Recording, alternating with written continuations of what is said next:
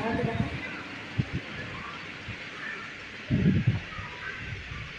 তোরাটা নিয়ে ফেলে আসে তোরও সেই দেখো অনেক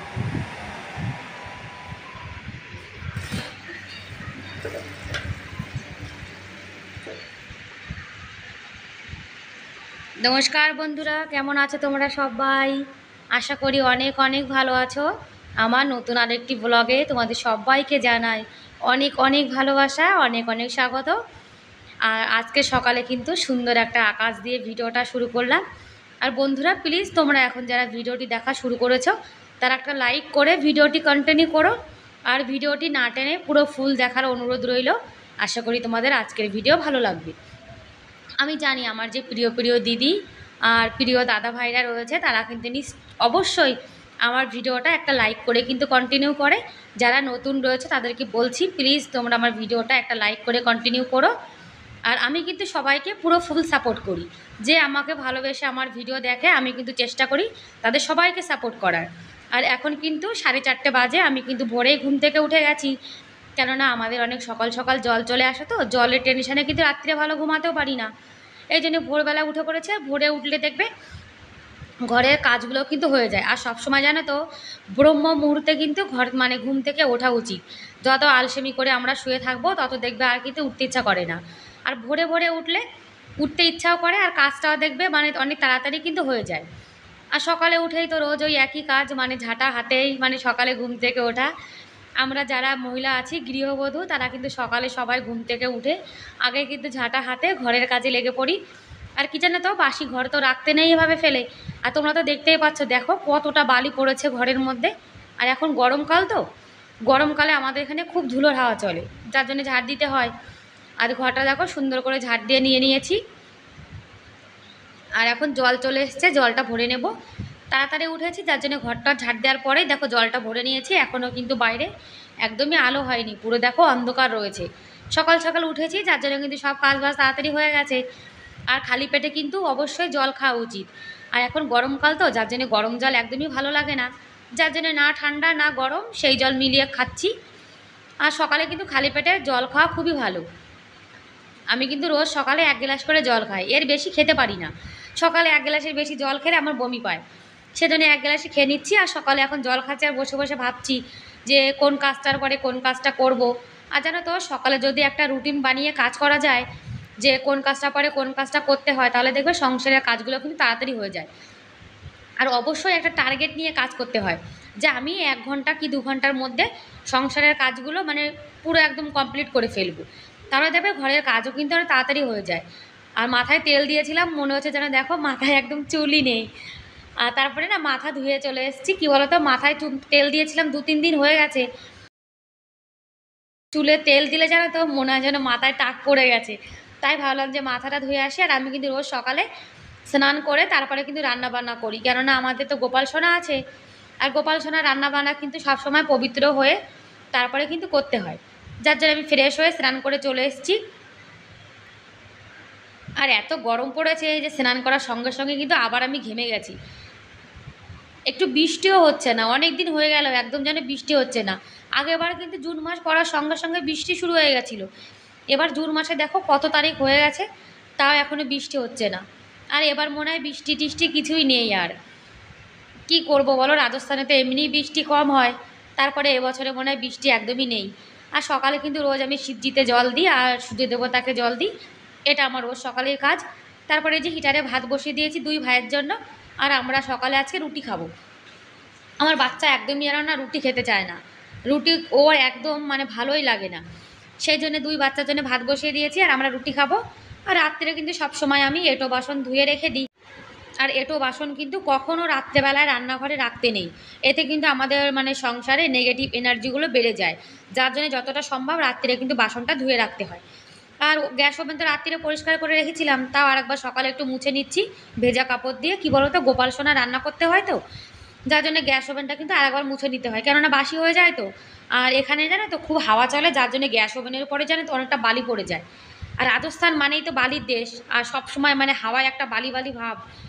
আর রাজস্থানে কিন্তু গরমও খুব পড়ে, বৃষ্টিও হয় মোটামুটি, অত ভালো হয় না।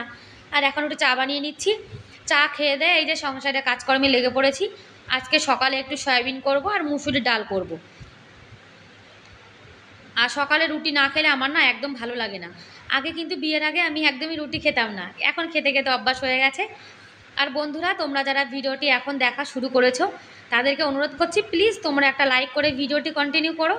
আর আমার চ্যানেলে তোমরা যা নতুন নতুন দিদিভাই দাদাভাইরা আছো, তোমরা যদি এরকম ভিডিও দেখতে পছন্দ করো তাহলে চাইলে আমার চ্যানেলটিকে সাবস্ক্রাইব করে আমার এই ছোট্ট পরিবারের পাশে থাকতে পারো। আর যারা এই কাজটি করে দিয়েছো তাদেরকে অসংখ্য ধন্যবাদ। আর বাচ্চা দেখো এখনও ঘুমিয়ে রয়েছে, আর ছোটো বাচ্চা কিন্তু উঠে গেছে, আর বড় বাচ্চা এখনও উঠতে চাচ্ছে না, বলছে আমার স্কুল নেই, আমি ঘুমাবো। এদিকে রান্নাবান্না হয়ে গেছে, সয়াবিন করে নিয়েছি, এদিকে মুসুরি ডালও হয়ে গেছে, আর 2 বাচ্চার ভাতও হয়ে গেছে। গোপাল সোনার সেবাটাও আমি দিয়ে দেবো এখন। আর সকালে কিন্তু সব কাজ আমাকেই করতে হয় একা হাতে, কি করব বলো। এই যে গোপাল সোনা রয়েছে, তারপরে বড় বাচ্চা রয়েছে, আর সংসারেরও কত কাজ। আর সংসারে তো আমার আর কেউ নেই, সেই জন্য সব কাজ কিন্তু আমাকে একাই করতে হয়। তারপরে আমার বর যেটুকু পারে আমাকে কিন্তু অনেকটা হেল্প করে। আমার গোপাল সোনা এখন সেবা করছে সয়াবিন দিয়ে। আর এখন আমরা রুটি খাবো, যার জন্য বানিয়ে নিচ্ছি। আমার ছেলে তো বাঙালি, বাঙালি তো রুটি খেতে চায় না। বাঙালি মানুষ, বাঙালি বললে জানো তো আবার রাগ হয়ে যায় যে আমাকে বাঙালি কেন বলো। তা আমি বলছি কি, তুই যদি বাঙালি না হোস তাহলে তুই রুটি খাস না কেন। বাঙালি বললে রাগ হয়, রাজস্থানি বললে আবার রাগ হয় না, জানো তো। তা আমি বলছি রাজস্থানি লোক তো সব রুটি খায়, তাহলে তুই রুটি খা। অথচ রুটি খাবে না, আবার রাজস্থানি মানে বাঙালি বললে আবার রাগ হয়। আর আজকে পরোটা বানাবো 3টে। আমার না পরোটা খেতে খুবই ভালো লাগে। তা ঘির তো এখন অনেক দাম, যার জন্য ঘি দিয়ে পরোটা বানাবো না। আজকের পরোটা আমি তেল দিয়েই বানাবো। তেল দিয়ে পরোটা বানালে কিন্তু খেতে খুবই ভালো লাগে।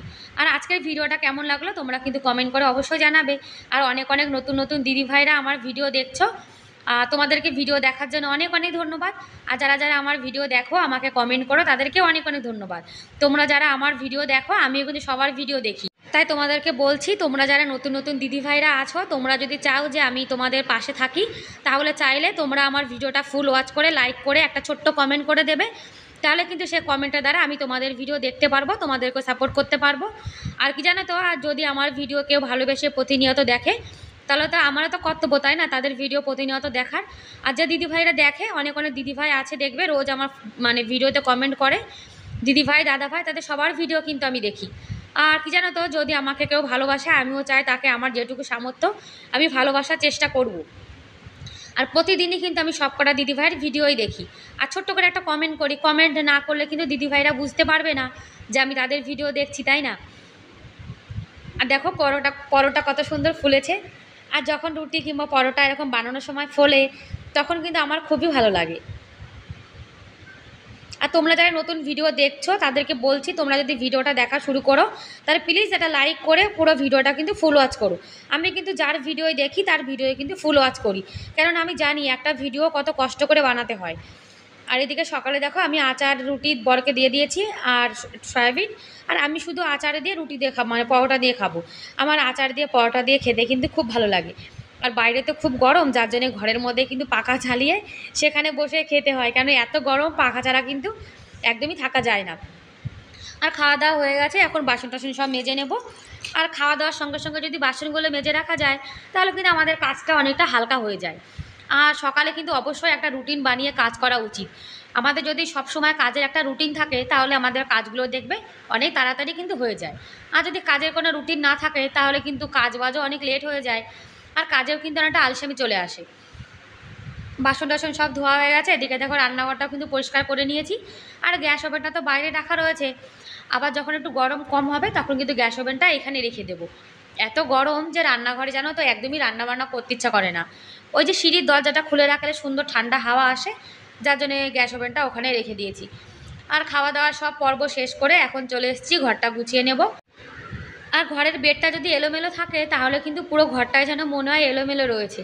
আর ঘরটা যদি পরিষ্কার থাকে মানে বেডটা, তাহলে দেখবে পুরো ঘর গোছানো মনে হয়। আর এখন তো বাচ্চা কাচ্চা ছুটি, আর বাচ্চা কাচ্চা বাড়িতে থাকলে কেমন হয় তোমরা তো জানো। ঘর বাড়ি যখন গুছিয়ে রেখে দিই, আর এই ছেলে মেয়ে সব বালিশ কাঁথা আবার সব মানে টেনে টুনে নিয়ে খেলা করে আবার কিন্তু সব লন্ডভন্ড করে দেয়, কি করব বলো। বাড়িতে ছোট বাচ্চা থাকলে কিন্তু এই একটা অসুবিধা হয়। আর যখন আবার স্কুলে চলে যাবে তখন কিন্তু আবার ঘরটা যেমন তেমনই থাকবে। আবার বাচ্চা কাচ্চা ছাড়া কিন্তু একদমই চলে না, তাই না। বাচ্চা কাচ্চা ছাড়া যেন মনে হয় ঘরটা একদম শূন্য। যাদের বাচ্চা কাচ্চা নেই তাদের কিন্তু খুব কষ্ট, তাই না। আর যাদের বাচ্চা কাচ্চা আছে তাদের আবার জ্বালাও আছে। আমার বর বলে কি, বাচ্চা কাচ্চা হলেও জ্বালা, বাচ্চা কাচ্চা না হলেও জ্বালা। তা দেখো, সব জিনিসের কিন্তু একটা ভালো খারাপ সব দিকই আছে।